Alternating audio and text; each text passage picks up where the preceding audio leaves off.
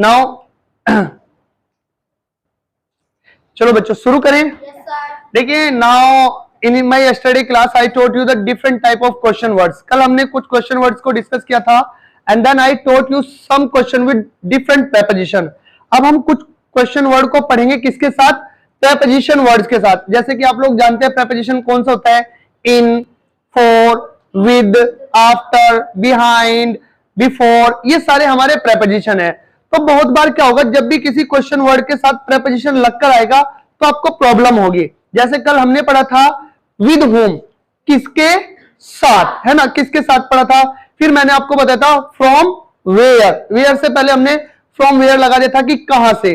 आज एक नया क्वेश्चन वर्ड पढ़ेंगे हम, फॉर व्हाट। क्या पढ़ेंगे? फॉर व्हाट, या दूसरे तरीके से आप इसको बोल सकते हैं what dot dot dot for. ये आपको पता है ये हमारा इनफॉर्मल है और ये फॉर्मल मेथड है बच्चों। अब ये किस लिए यूज होता है? ये यूज होता है to know the reason of any action. आपने कोई भी एक्शन किया, कोई काम किया, उसका रीजन क्या है, किस लिए कर रहे हो आप वो काम। या कोई स्टेट आपकी बन गई है, आप सैड हो गए हो, किस लिए सैड हो गए हो, या आप दुखी हैं, किस लिए दुखी हैं, तो आप स्टेट को जानना चाहते हैं। समझे बात आ रही है? तो अब इसको आप अलग अलग स्ट्रक्चर्स में यूज कर सकते हैं।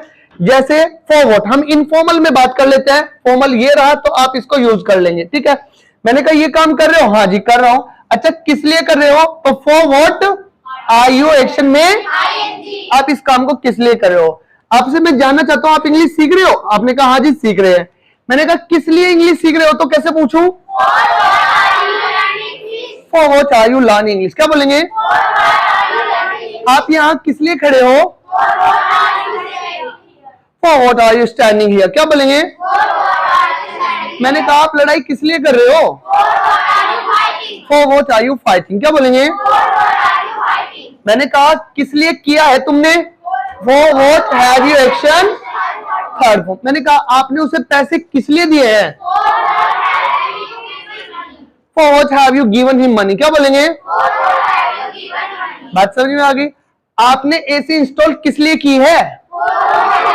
Installed AC. For what have you installed AC. आपने एसी इंस्टॉल्ड किस लिए की है।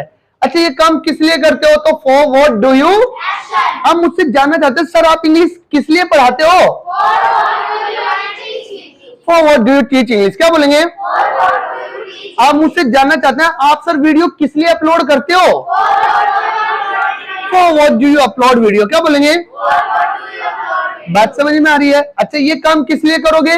For what will you. आप ये काम किस लिए करोगे। जैसे मैंने कहा आप वहां किस लिए जाओगे? For what will you go there. क्या बोलेंगे? किस लिए किया था? For what did you. आपने काम किस लिए। अच्छा किस लिए कर रहे थे? For what were you action में। फिर बच्चे आप थर्ड पर्सन के लिए भी आप इसको यूज कर सकते हैं। For what is he she name किसी का किस लिए कर रहा है, उसने किस लिए किया है, वो किस लिए करता है, वो किस लिए करेगा, उसने किस लिए किया था और वो किस लिए कर रहा था, वो किस लिए कर रहा था। क्लियर हो गई बातें? चलिए एक बार इसको नोट करें फिर आगे बताता हूं। ओके चलिए तो चलो बच्चों अब देखिए हम एक और क्वेश्चन वर्ड सीखते हैं। That's your for home. क्या है आज? For home. ये इसको देखिए हमने प्रेपोजिशन के साथ वही इनफॉर्मल और फॉर्मल मेथड में यूज किया है। इसको हिंदी से रिलेट करने पर इसका मीनिंग हो जाता है किसके लिए। आप कोई भी काम कर रहे हो, हाँ जी कर रहा हूं। अच्छा ये काम आप किसके लिए कमा रहे हो। जैसे आपको पता चला मैं पैसे बहुत कमा रहा हूं और आप जानना चाहते हैं किसके लिए कमा रहे हो, तो कैसे पूछा? For whom are you earning money. आप ये काम किसके लिए कर रहे हो। आप वेट किसके लिए कर रहे हो? For whom are you. ये काम आप किसके लिए कर रहे हो। समझ में बात आ रही है? मैंने कहा आप यहाँ पर किसके लिए खड़े हुए हो? For whom are you standing here. क्या बोलेंगे? किसके लिए काम कर रहे हो। समझ में बात आ रही है? मान लेते हैं मैं साड़ी खरीद रहा हूं, है ना, आपने मुझे देख लिया मार्केट में, मैं साड़ी खरीद रहा हूं, बनारसी वाली साड़ी है। आए आए आए कितने खुश हो रहे हैं देखकर। अब आपने देखा सर आपने तो साड़ी कभी खरीदते नहीं हो। आपने पूछा हाँ हाँ कैसे पूछोगे? For whom are you buying sari. क्या बोलेंगे? और मैंने कहा मैं अपनी पत्नी के लिए खरीद रहा हूं। नहीं नहीं आंसर दे रहा हूं। I am buying. क्या बोलेंगे? फॉर बात समझ में आ रही है? I am buying for my, इस तरीके से आप आंसर दे सकते हैं। जैसे मैंने कहा ये काम किसके लिए करते हो, तो for whom do you action, आप ये काम किसके लिए करते हो, समझ में बात आ रही है? जैसे मैंने कहा आप फील्ड में किसके लिए जाते हो, go to field, for whom do you go to field में किसके लिए जाते हो, समझ में बात आती है? मैंने कहा आप यहां पर किसके लिए आते हो, for whom do you come here, क्या बोलेंगे, बात समझ में आएगी? अच्छा ये काम किसके लिए करोगे, फॉर होम विल यू, खाना किसके लिए बनाओगे, हाँ for home will you cook, अच्छा किसके लिए किया था, फॉर होम डिड यू, आपने चाय किसके लिए बनाई थी, for home did you make tea, क्या बोलेंगे, किसके लिए कर रहे थे, for home why you action में। बाकी थर्ड पर्सन में आप लोग जानते हैं, इसको भी जल्दी से नोट करें, आज काफी सारे क्वेश्चन वर्ड बताता हूं, ओके जल्दी से। चलो बच्चों देखिए अभी तक हम प्रेपोजिशन के साथ बहुत सारे क्वेश्चन वर्ड सीख रहे हैं, अब मैं आपको हल्का सा इसके बारे में सारी चीजें बता सकता हूं और आप आगे यूज कर लेना। देखिए जितने भी बच्चों हमारे क्वेश्चन वर्ड्स हैं, ध्यान से सुनो मेरी बात, आप तो लगे हुए हैं अपने काम में, जो जितने भी हमारे क्वेश्चन वर्ड्स हैं उन सभी के साथ अलग अलग प्रेपोजिशन यूज हो सकते हैं। और बच्चों इतने प्रेपोजिशन है, इतने क्वेश्चन वर्ड्स हैं कि सारे यहां पर लिखना संभव नहीं है, it's not possible to write here all the question word, so I have written some, मैंने कुछ लिख दिए हैं, जैसे जैसे हम स्ट्रक्चर बना रहे थे सेम इसी तरीके से इन सब के स्ट्रक्चर्स बन जाएंगे। मैंने लिखा आफ्टर होम, किसके बाद, मैंने कहा आप किसके बाद जा रहे हो, आफ्टर होम, ठीक है, किससे पहले, क्या बोलेंगे, बिफोर होम हो जाएगा वहां पर, है ना। बाकी ये सारी स्ट्रक्चर्स में हमारे सेम यूज हो जाएंगे। फिर मैंने लिखा इन विच, ये हो जाएगा कौन सी, जैसे मैंने कहा आप कौन सी क्लास में हो, इन विच क्लास, क्या बोल देंगे, आर यू, है ना, आर यू नहीं, या फिर in which class do you study, आप स्टडी किस क्लास में करते हैं, या in which class are you, आप कौन सी क्लास में है, समझ में बात आ रही है? तो यहां पर उसके बाद में वो नेम आ जाएगा बच्चों, जो भी नेम है हमारा, डन।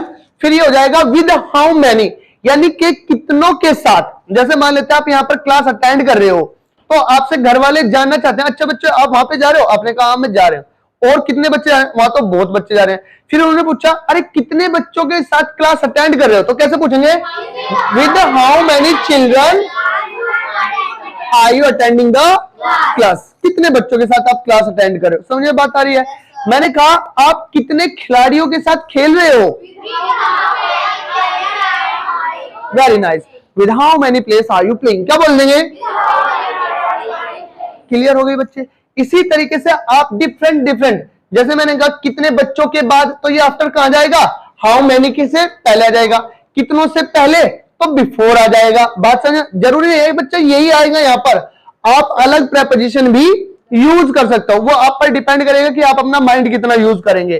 फिर मैंने कहा फॉर हाउ मैनी नेम, कितनों के लिए आप ये काम कर रहे हो, कितनों के लिए कर रहे हो, जैसे आप जानना चाहते हो सर आप कितने बच्चों के लिए पढ़ा रहे हो, for how many children are you, और सारे स्ट्रक्चर्स में जैसे जैसे अब तक हमने डिफरेंट क्वेश्चन वर्ड्स यूज किए सारे वो यूज हो जाएंगे। क्लियर हो गई बच्चों बातें? फिर मैंने कहा विद हुज नेम, किसके के लिए, किसके के साथ करते हैं, मतलब जैसे मैंने कहा आप खेलते हो, मैंने कहा हाँ मैं खेलता हूं, किसके बेटे के साथ, या किसके लड़के के साथ, किसकी बेटी के साथ, किसके, है ना, ऐसे बोलते हैं नहीं बोलते हैं भाई, किसके बच्चे के साथ तुम खेलते हो, किसके बेटे के साथ, तो विद हुज सन, क्या बोलूंगा, डू यू प्ले, है ना, खेलते हो, with whose son do you play, बात समझ में आ रही है? अच्छा किसके के लिए, फॉर हुज, जैसे मैंने कहा किसके बेटे के लिए तुम कमाते हो,